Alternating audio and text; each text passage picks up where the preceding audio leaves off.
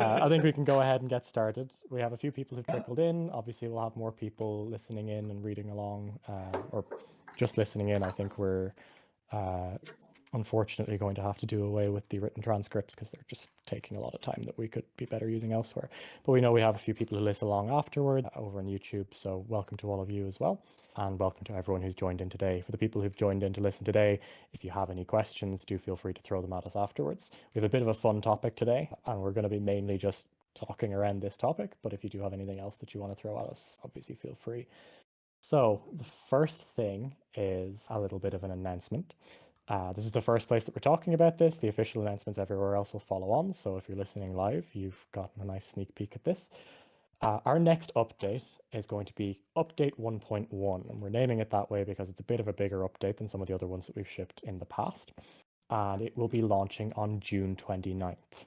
Today, we're going to talk about one of the features of the new update, and we'll be keeping a few of the others secret. Next week, we'll talk about another one of the features. I'm not going to tell you which one it is yet. You'll have to tune in then if you want to hear about that. And we will be keeping some other stuff that's being introduced secret until a little bit closer to the time when it's actually being launched. But for today, we are going to do a bit of a deep dive into one of those.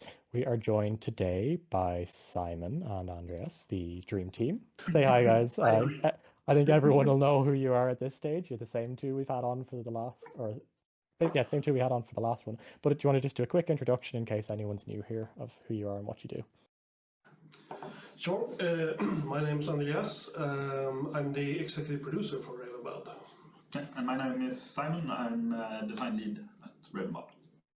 Awesome. So today, these two lovely members of the Ravenbound team are going to take us through a really anticipated update for Ravenbound Feature Edition that we've had a lot of people talking about for quite a while, and something that we're really excited to introduce, which is our skill tree. Can one of you explain, or both of you, kind of at a high level, what is the skill tree?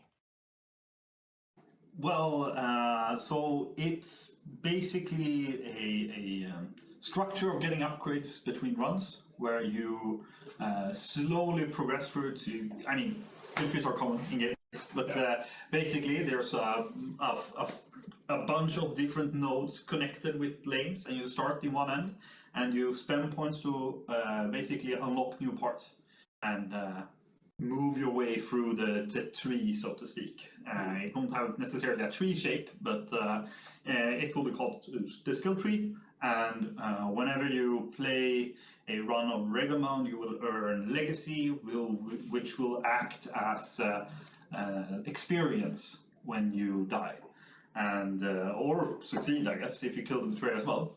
So you get all of your accumulated legacy, and it becomes like experience, causing you to potentially level up on the meta layer. And each time you level up, you get a skill point. And after going through kind of that level up sequence, you arrive at the skill tree, where you can spend your skill points to get permanent buffs, right? And some of those might be like a starting stat, but we've also moved all of the traits that we have. So, you know, the folk traits and your weapon traits and your unique traits, all of those have been moved into the skill tree, so you kind of make your way through that. And obviously, a lot of people have played the game and unlocked a bunch of stuff, and now they're suddenly in the skill tree and you haven't unlocked. So yes, you will lose some of that, some of your unlock, and have to unlock them again. However, what we are doing to hopefully alleviate this kind of issue is that basically when you get to update, the game will figure out how much points you've spent, how many things you've unlocked, and you will get kind of like an initial experience like reward to compensate you based on how much things you've unlocked previously. So we're trying to address some bugs with you receiving more legacy than intended. So you're not gonna get any, like, you're not gonna get a carryover of unspent legacy, but things you have invested will be refunded and converted into like a lot of experience the first run you play. So hopefully, like if you've unlocked everything, you're gonna play one run and level up a bunch of times the first time, and you might not unlock everything again. However, you're gonna unlock a bunch of new stuff as well, right? So, yeah. Very interested to see how people feel about that. There is kind of, we can obviously adjust kind of how much points you get for the refunded amount, but there's also kind of an initial jarring experience if you have to sit through leveling up a lot of things as well. So we're trying to find a good balance of you not missing out of the cool side of getting all of this new progression and getting this kind of new unlocks to unlock, but also feeling like, yeah, your time spent in the game before is still valuable and it carries over. Yeah.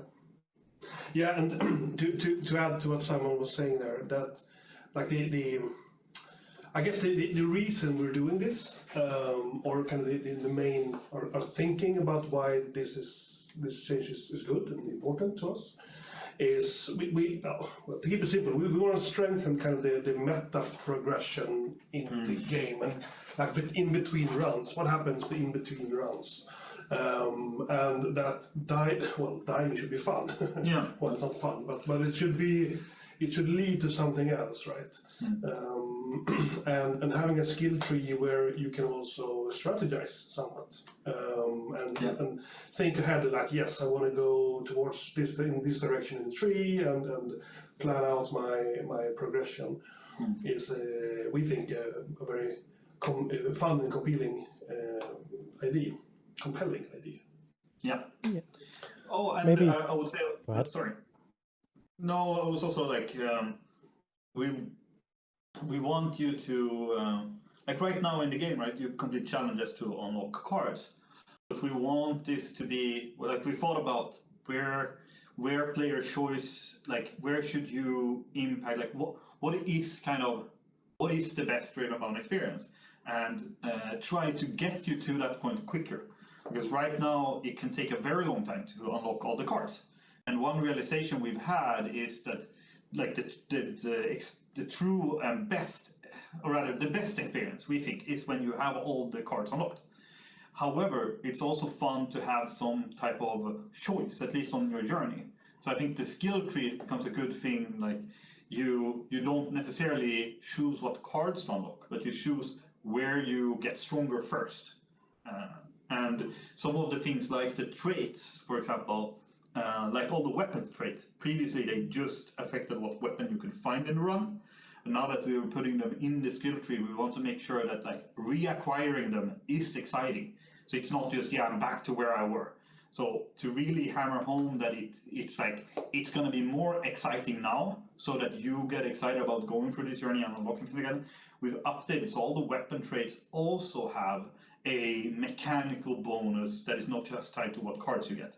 So that you can pick up you can basically do a combination of your trait and your weapon trait, kind of. So hopefully that's also a fun thing, making it more engaging. Awesome. So I know you touched on it a little bit there, but what was the decision-making process for kind of adding in this extra meta progression? Because up to now, it was only unlocking new cards. Was it just something that we felt we needed? Was there a particular kind of push towards it?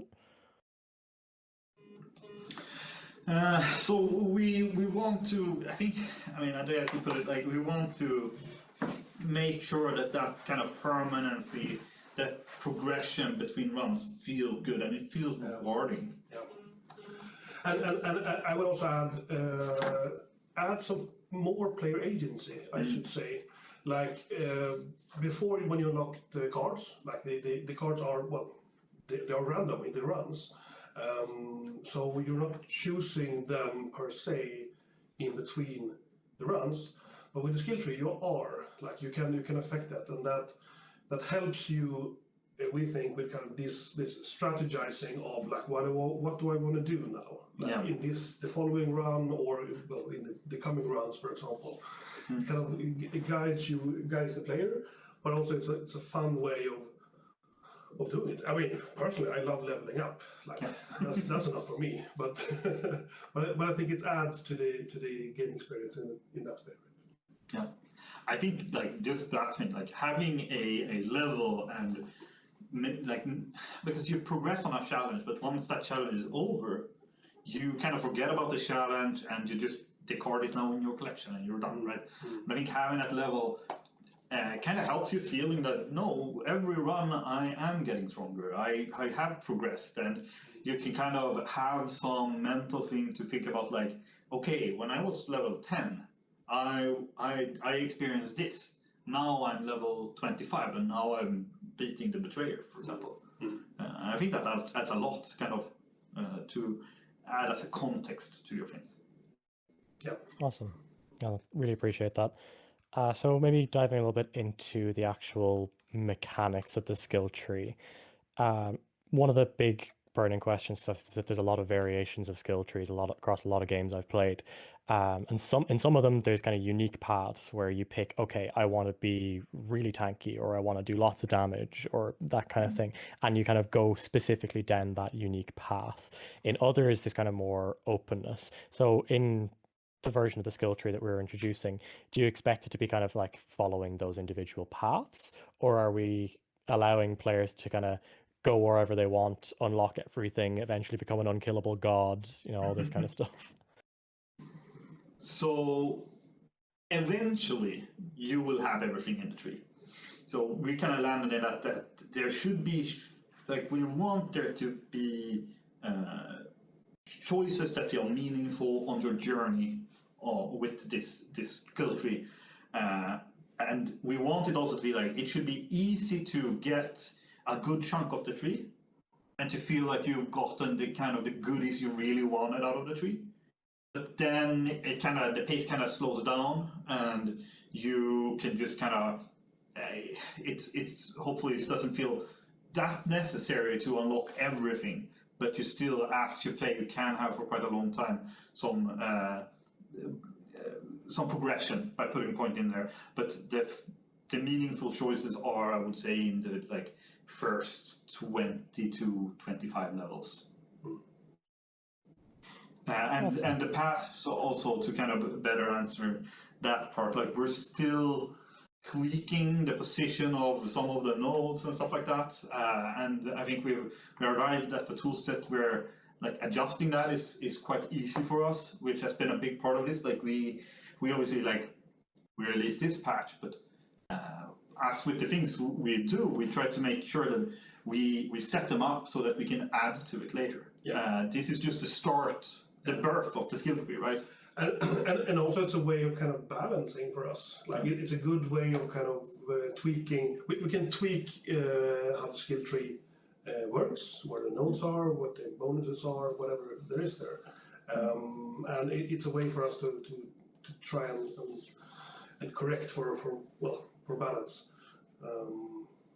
But we are not there yet, I would say. Like exactly, like we are, like currently. I mean, what is it? 2 weeks until we want to release the update, right?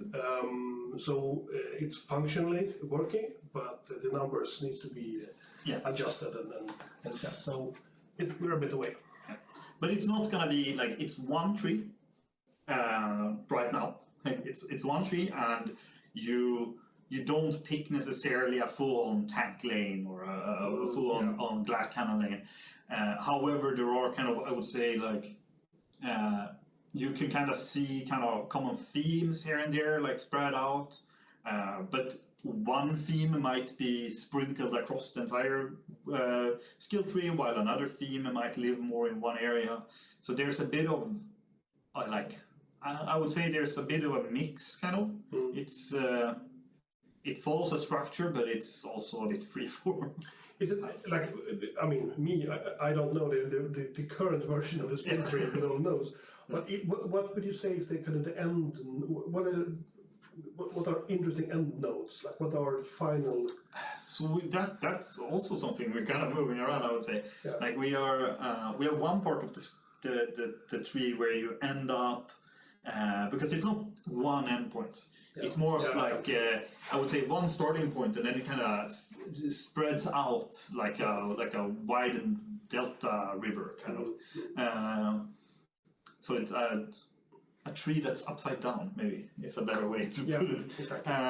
But some of them, like in the middle section, for example, we have a lot of things that reward you for obliterating bosses.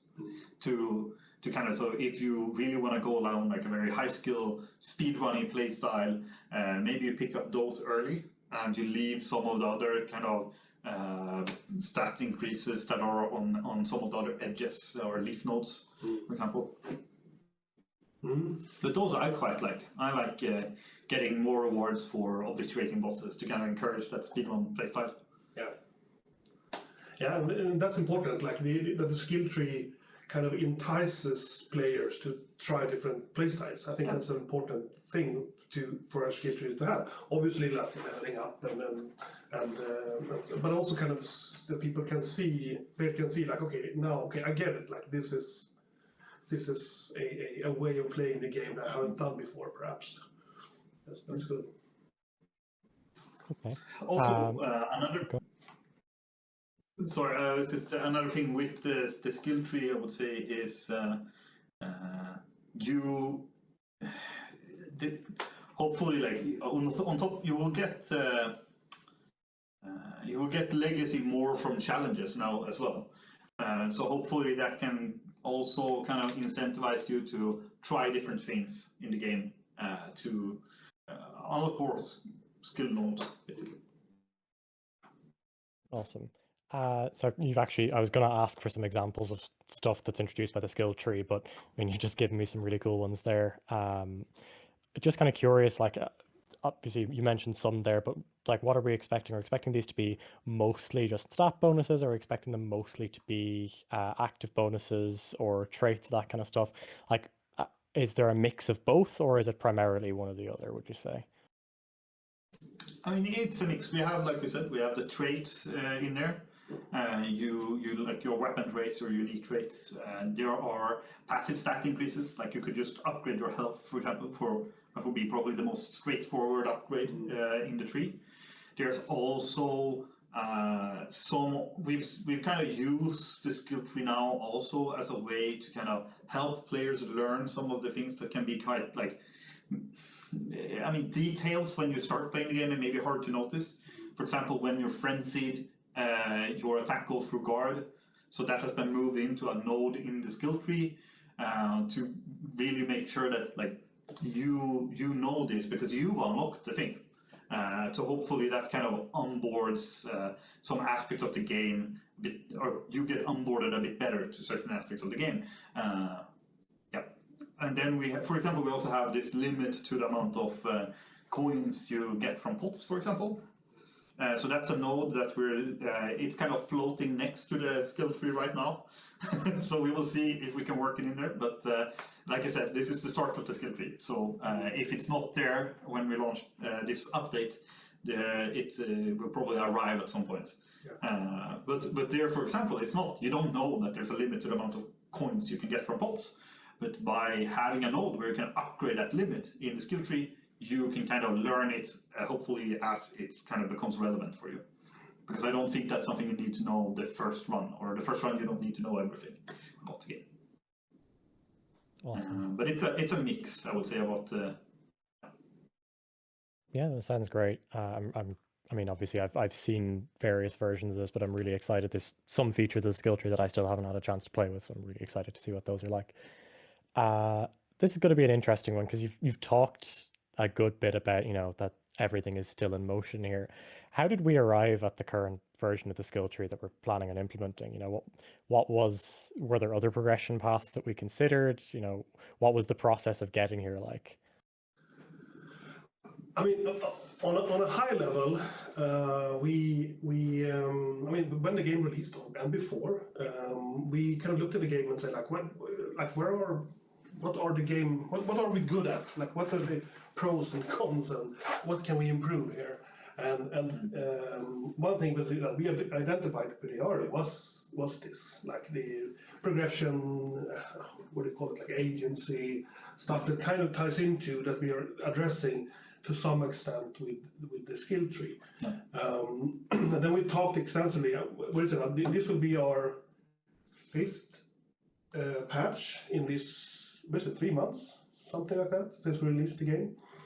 And we've done, I think it is 2 hotfixes or 3 or whatever it is as well. So we have been hard at work, both actually patching the game, but also thinking about the more long term. And this 101 update is kind of the not the first result, but it's an important step for us to kind of to show everyone kind of the general direction we want to go at, I guess, go towards. So we did discuss different ways of solving those issues, but like the skill tree was high up there, and like how to add a kind of a progression meta layer to the game, or improve that in a way. So that was the kind of the high level way we went about it. If you want to go into more detail. No, absolutely. I think, we also, so it's that, and we've also seen feedback from the community. I think we have a Discord, for sure, like a feedback or request for it, like someone specifically going like, I wish there was a skill tree that I think even mentions like, could I use Legacy to purchase stuff in the skill tree, right? Yeah. And at the start we were just thinking, let's make a skill tree, let's purchase things with Legacy. And it kind of evolved into, no, but maybe instead of having like intricate numbers on the nodes, we probably just want to say like, no, you get a point, and that allows you to click on one node. To kind of keep it simple, because we also wanted to make sure that there was more clarity in this progression. Because right now, I think what's live now, you unlock a bunch of cards and you progress, and I would say like the power potential of a run increases. With more cards. It's not necessarily your power increases or every run will be more powerful, but more powerful synergies get unlocked through additional cards. But it's kind of hard to read, right? So we wanted to make sure that there was some clear, easy thing that really makes it clear that no, I have progressed.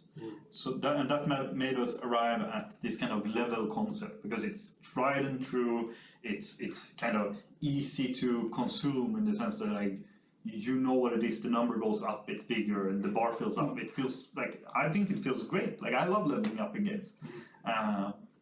So that kind of just makes sense in my opinion. So a mix of like we've identified a problem, and then we've seen a lot of people in the community kind of reinforce or reaffirm that concern, and we've even seen suggestions about this, and I would say this is a variant on that. And we also looked obviously at like how does other games do it in the genre, and we came to the realization, because at one point we were like, let's put all the cards in the skill tree, and then you could have some almost like a deck building way, but then we kind of cut that and went more, no, we made a realization that we want you to have all the cards, and that should be like the way the game is played in the most fun way is with all the cards unlocked. Obviously you can do challenge runs where you start with just the base cards, and that's completely a fair way to play the game as well. Like however you want to play is a fair way to play, but we want that kind of journey to be, no, it's playing all the cards should be, we want to make that experience fun, so therefore that should be kind of the default experience.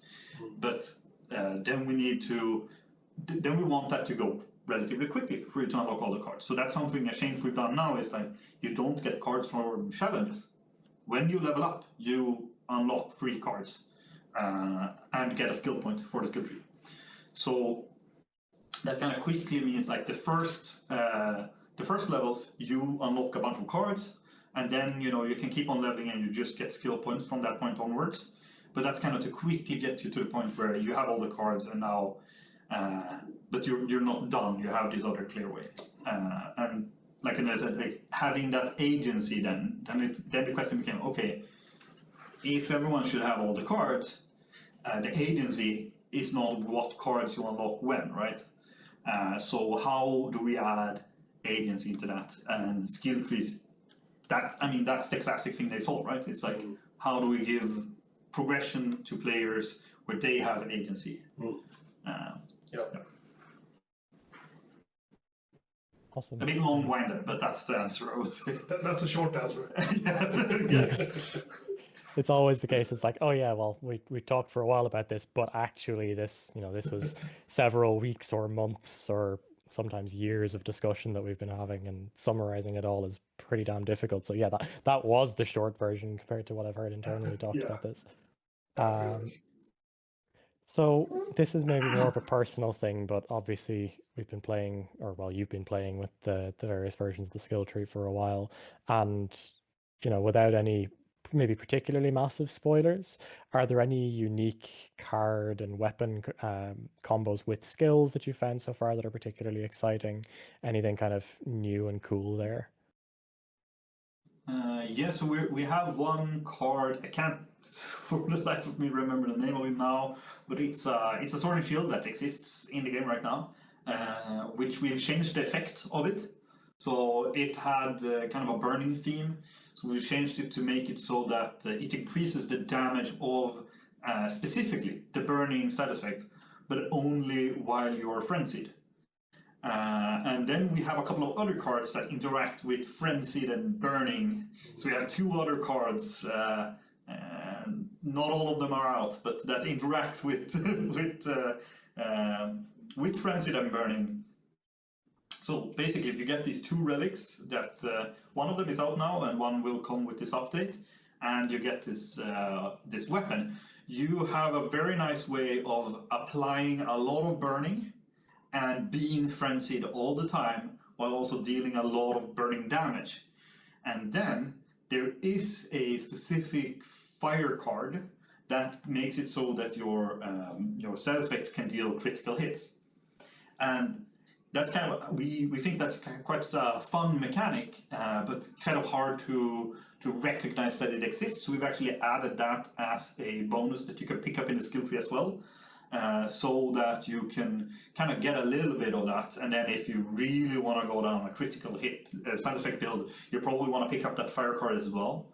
But I would say, like, if you get like that type of burning build going, and then you spend some point in the skill tree to get that critical hit chance up for the status effects, and then you can also at another place in the tree unlock, like, increase your critical hit damage.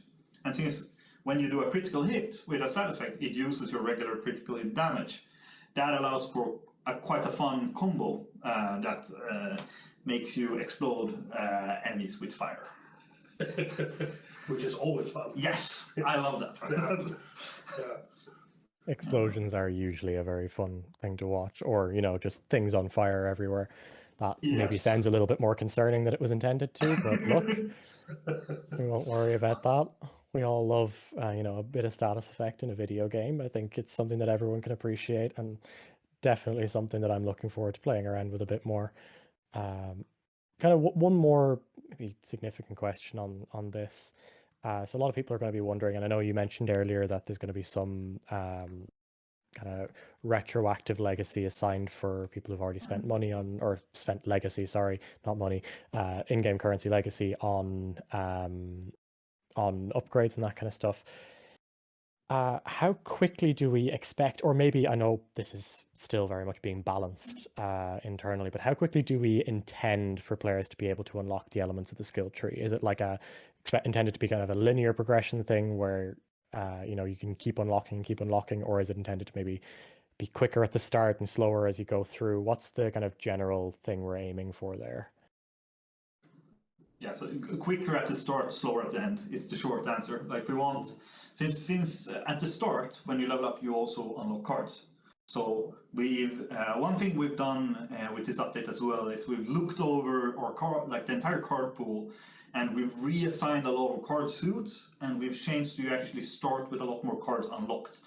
And we've identified certain suits that have maybe too many cards of certain rarities that make those feel very random when you engage with that suit.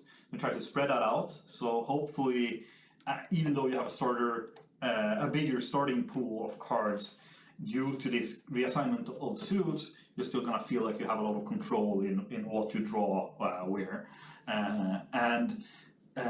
But then for the remaining cards that you don't have unlocked, I think it's for maybe the first 22 or 23 levels, I don't know exactly on top of my head, but somewhere there, 20-ish first levels, you will unlock cards, and then you've unlocked all the cards. So we kind of have that as well as a point there, like level 23. We want people to get there in like not too much time, like let's say 10 to 20 hours, is depending on like how experienced you are. Obviously, if you jump in and you get a bunch of legacy refunded and you play well, you're gonna quickly get that, and it's probably like you probably get to the point of having all the cards unlocked in like 2 evenings maybe. But then you can keep on playing for hopefully quite a long time to unlock everything in the skill tree.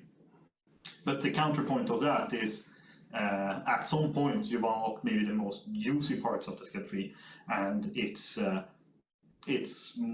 like not necessary like to get everything in the skill tree. Yeah. It's more an acquired taste, the later part of the skill tree. Yeah. But like I would say, I mean, maybe say 15 hours to get a good chunk out of the skill tree and get all your cards unlocked. And then, but after those 15 hours, you still have plenty more, but then it starts slowing down, I would say.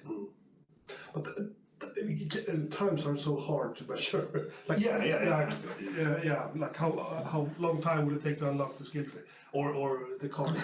Oh, I don't know. It depends on so much things. But yes, like we want it to be a very achievable thing, but still that you have kind of learned the game and mastered in a way the game. That should be kind of the one of the ambitions with that. Yeah, I think like technically, if you complete a bunch of, if you like you're experienced or somehow really good at the game from the start, if you jump in, you complete a bunch of challenges, you pick up a bunch of lore stones, and you get a high rank in all of the ratings, like you can blast through the levels. Like you could probably, if you're just like, no, I want to unlock everything, just get me there as quickly as possible. It's not gonna be like, then the intention is not for that to be a huge journey. Yeah. Awesome. That sounds really great. Good insight there as well. And kind of, I know obviously all of these things sometimes need a little bit of tuning to make sure that we're actually hitting the mark that we intend to, but it's good to understand kind of the intent behind it, because that then helps us kind of shape feedback or guide feedback from players and make sure that we're hitting that mark when we're having those discussions.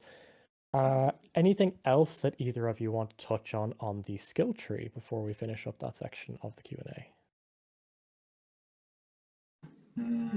I mean, no, but usually when we finish off these Q&As wholesale, I mentioned that like getting feedback is really important. So, and that we really, I would say like, so we will not be able to kind of hot fix without pushing any updates to adjust the specific requirement of experience at specific levels. However, we can do like a big multiplier, super easy. Like that we can do behind the scenes if things. So like I think we're gonna hit a nice pace for leveling up. However, if people are experiencing the game and they feel like, no, what the hell is this? It takes way too long. Yeah. This is not fun. This is not. I don't feel properly rewarded for my time. Like then that like voice your concerns and we can adjust things. We like the main goal of this feature is that we want to make sure that players feel rewarded for the time they spend in Ravenbound. And obviously this is the first iteration of the tree. We can add more and more things to it as we go along. But if you play the game and you are not satisfied with the way the progression is going, like let us know and we can tweak things. We balance everything around feedback, I would say. Yeah, we do, and we are also almost geared, or we want to be able to react to these kind of things very, very quickly. Yeah. We are a fairly small team doing this game, but the good thing with that is that we are quick to react, right? Yeah. We can do these things very, very fast. So, and I'm pretty sure that the skill tree, the first time we launched it to everyone, it's gonna need to be tweaked. Like, Yeah. so your input is very valuable. Awesome. Thanks for that. I mean, yeah, great to be able to talk about the skill tree a little bit. I know it's something that people have been talking about for a while, introducing that extra meta progression, and something we've gotten a lot of feedback on. So I'm really excited to see how everyone engages with that once it's out and in the wild. Something that I know we're all really excited about to be able to give to players and let them play around with. There is quite a lot more to talk about in Update 1.1, which we will be talking about over the next couple of weeks. As a reminder, the launch date for Update 1.1 is June 29th. So that's 2 weeks. Wow, that's close. We're really looking forward to it. And we'll be talking about another one of the major features we're introducing next week, which I'm not going to tell you what that feature is yet. So make sure to tune back in if you want to hear about that discussion. We did have one other question that came in that we wanted to touch on. Obviously, we've spent quite a bit of time talking about the skill tree, so we don't want to go into too many other kind of depths. But there was one question that came in that I think is maybe an interesting one. Have we considered adding a map to the game? So some people have suggested that a world map that they could open up, maybe with the ability to set markers, or maybe with the ability to filter by camp locations, could be valuable in their runs. Is that something that we've looked at? Is that something we consider? Yes. Yeah. Yes. I mean, we have concrete ideas exactly how that would look like as well. We haven't decided really if and how, and like there's many ways you can do this, and I mean the map is a solution to a problem, right? So the problem is, well, there's perhaps many problems, but one of the major ones that's we solved by a map is traversal the world, right? How do you find your way around the world? How do you make that a good experience? So yeah, maybe we shouldn't dwell on that, but yes, it is definitely something we talked about, and it is a good suggestion. It's just a matter of figuring out exactly how do we. Yeah, like how does it fit in? Exactly what should be the use case of it? But yeah, there is also like team excitement. We have like one developer during like one we have at the company at some days every now and then you can kind of focus on your craft and work on something to develop your craft. It's your own side project. Yes, exactly. Yeah. And one developer actually began working on a prototype for a map, for example. Yeah. So that's definitely like there's interest in the team. There's obviously a lot of interest from the community, but right now it's not. We don't. Right now it's not on the exact plans, I would say. Yeah. So the highest on the priority list. No. Awesome. Okay. We had some other questions that we could go into, but I think maybe we'll save them for a future week where we, maybe don't have as much to talk about with an update. Most of them are a little bit off topic, and I think we've had a really nice kind of focused discussion today. So I think with that in mind, unless there is anything else that either of you would like to talk about, we can look to wrap this one up. All right. Yeah. Sounds good. Nice chat today. Yeah. Yeah, really appreciate it. Anything else that either of you want to shout out before we close up? Play more Ravenbound. Feedback or concerns. Yes. It's greatly appreciated. And I don't know, I'm super excited to make sure everyone can experience update 1.1 and see how people react. 1.1 is going to be great. Yeah. Yeah, so just as a reminder for the last time here, for anyone that's here or anyone that's listening along afterwards, update 1.1 for Ravenbound will be launching on June 29th. We'll have more details about exactly what's in the update coming over the next couple of weeks, so do keep an eye out for those. We're really looking forward to introducing this update. We really think that it's a lot in here that people are going to enjoy quite a lot, and we can't wait to share more details with everyone. Thanks so much for joining us, everyone in the audience. Thank you, Simon and Andreas, for joining us today. I think that's it for us. Our pleasure. Thank you. Thank you. All right. Thanks, everyone. Bye. Bye.